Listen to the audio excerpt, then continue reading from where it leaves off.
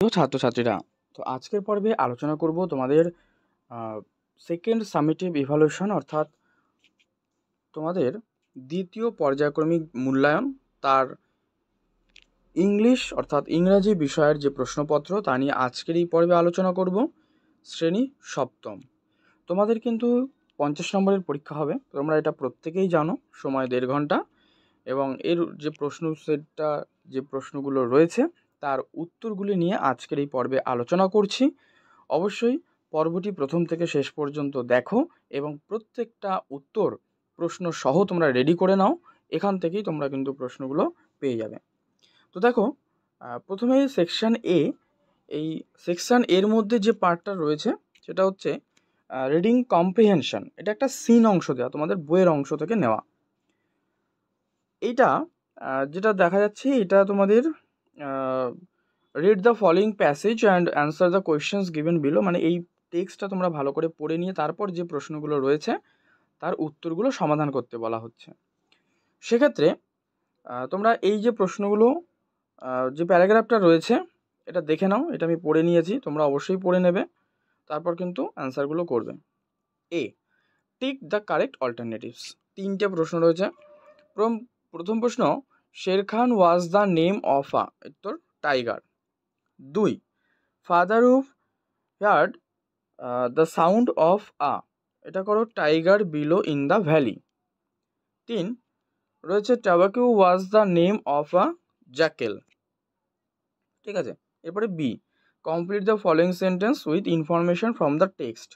তো এখানে দেখো ইনফরমেশনগুলো ইনকমপ্লিট রয়েছে, ওগুলো এই যে টেক্সটটা দেখলে তোমরা এখান থেকে নিয়ে কিন্তু পূরণ করতে হবে।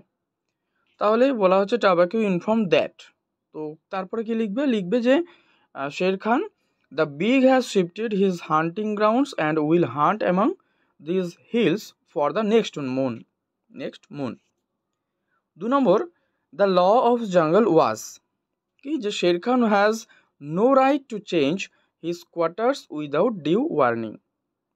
3, father wolf heard the whine of the tiger coming from. তো এটার উত্তর লেখো যে the valley that run down to the river. C, answer the following question. এখানে 2 2 4, মানে 2 মার্কসের রয়েছে। তো সেক্ষেত্রে দেখো, প্রশ্ন হচ্ছে যে হু ওয়াজ শের খান, মানে শের খান কে? তোমরা করো শের Khan was the big tiger, যেটা আমরা এমসিকিউর মধ্যেও কিন্তু পেয়েছিলাম। 2, where did Sher Khan leave, যে শের খান লিভড নিয়ার দ্য ওয়েনগঙ্গা রিভার। ঠিক আছে, 20 মাইলস অ্যাওয়ে, গঙ্গা থেকে 20 মাইল দূরে, কাছে। 2 রয়েছে, read the following stanzas of the poem and answer the questions given below. তো এটা এখানে একটা তোমাদের পোয়েম দেওয়া রয়েছে, কবিতা। পোয়েম অর্থাৎ হচ্ছে কবিতা। এই কবিতাটা তোমরা দেখে নাও এখান থেকে, এটা পড়ে নেবে। Give to me the life I love, let the lave go by me, give the jolly heaven dot dot. আমি পুরোটা পড়ছি না, এটা যেহেতু আমার আগে পড়া হয়েছে, তো আমি আনসারগুলো বলে দিচ্ছি, তোমরা দেখে নাও। ট্রু আর ফলস, ঠিক আছে, T for true, F for false.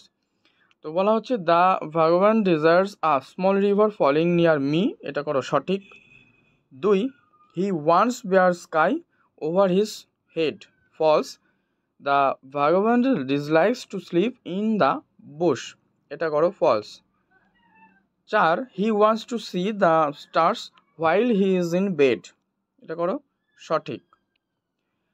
He is eager to get money and love in his life, এটা করো ফলস। এরপর রয়েছে আনসিন, ঠিক আছে। তো ওই যে রিডিং কম্প্রিহেনশন, তো সেম আগেরটার মতোই প্যারাগ্রাফটা তোমরা পড়ে নিও। আর এখান থেকে এই যে প্রশ্নগুলো দেখো, বলা হচ্ছে fill in the chart with information from the text, 5টা। তো রবীন্দ্রনাথ টেগর ওয়াজ বর্ন, এটা করো in a rich family in Kolkata. 2, Tagore did not receive formal school education, তো এটা কি হবে? এটা বাকিটা লেখো যে because he did not like the teaching within the 4 walls of the pathshala. 2 number, Tagore won the Nobel prize, এটা করো in literature for his Gitanjali in 1930। Next, Tagore wrote তো এটা করো যে many poems, essays, stories, novels, songs ইত্যাদি। ঠিক আছে।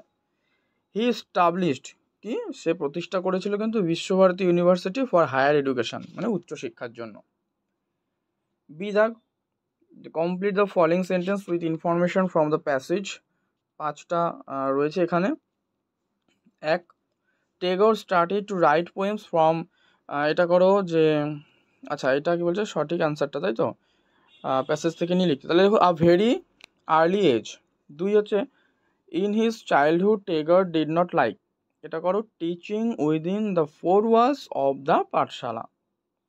3, Tagore won the Nobel prize for, কবে এবং কিসের জন্য, সে কিন্তু হিজ গীতাঞ্জলি, মানে তার গীতাঞ্জলি কাব্যগ্রন্থের জন্য 1913 সালে সে নোবেল পুরস্কার পায়, 1913। Tagore realise the necessity for learning both, কি ইংলিশ অ্যান্ড মাদার টাং, এই দুটো সকলেরই জানা উচিত। হি প্রোটেস্টেড অ্যাগেনস্ট, এটা করো the torture of the British. ঠিক আছে, সে প্রোটেস্ট করেছিল ব্রিটিশদের অত্যাচারের জন্য। নেক্সট টি, সেই টিএফ, যেহেতু এটা আনসিন পার্ট রয়েছে তোমাদের, ঠিক আছে, সিন পার্ট রয়েছে, তো F for false, T for true. তো Tagore wrote only a few poems, false এটা। 2, Tagore did not leave any moment of our life untouched, এটা true. 3, Tagore was born in a poor family, false. Tagore took part in the freedom movement of India, true. Tagore received formal education, এটাও করো false. আচ্ছা, এরপর তোমাদের grammar and vocabulary part রয়েছে। Do as directed, এখানে দুটো রয়েছে, করো যে তরুণ রাইজেস, ঠিক আছে, দ্বিতীয়টা Tarun rises early in the morning, যেহেতু কারেক্ট ভার্ব ফর্ম আমাদেরকে লিখতে বলেছে। আর 2 আরেকটা আছে, বলছে change into present continuous tense. প্রশ্নটা কি, she was painting a landscape, করো she is painting a landscape. ঠিক আছে। B, use appropriate suffix and prefix, বলা হচ্ছে এখানে দুটো। The teacher shows is kind দিয়েছে তো টু হিজ স্টুডেন্ট, এটা কাইন্ড করো কাইন্ডনেস। আর 2 যেটা রয়েছে যে student should not be in class, regular রয়েছে, ইররেগুলার করো। Complete the chart with the past and past participle form of given verbs. আচ্ছা, তো তোমরা এটা করো ব্রেক, ব্রোক হতে পারে ব্রোকেন, ড্রিঙ্ক হতে পারে ড্রাঙ্ক বা ড্রাঙ্ক, ডিআরইএনকে বা ডিআরইউএনকে, দুটোই হতে পারে। হ্যাঁ, এরপরে feel in the blanks with the correct form of the verbs. আচ্ছা, সঠিক ভার্বের ফর্মটা লিখতে বলছে। The news dash shocking, the news is shocking.